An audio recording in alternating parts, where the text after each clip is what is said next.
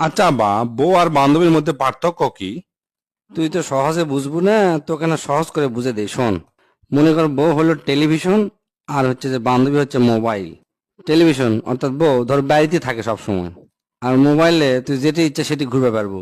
জিঙ্গা বান্ধবী বাড়িতে থাকলে দেখবো খালি টিভির দিকে হামাকের চোখ, আর মনটা পড়ে থাকে হচ্ছে মোবাইলের দিকে। সেজন্য ঘরত কি আর বাইরে কি, মোবাইলে হয় আসল সঙ্গী। বাড়িতে থাকলে টিভি অর্থাৎ বউ সব সময় দেখবার মন চায় না, খালি ধরে খেলার খবর, নিউজ, এগুলা দেখেই শেষ, আর দেখবার মন চায় না। আর মোবাইল দেখবো সারাদিন, দেখবার মন চায় যেখানে খুশি যখন খুশি যা খুশি তাই দেখবার মন চায়।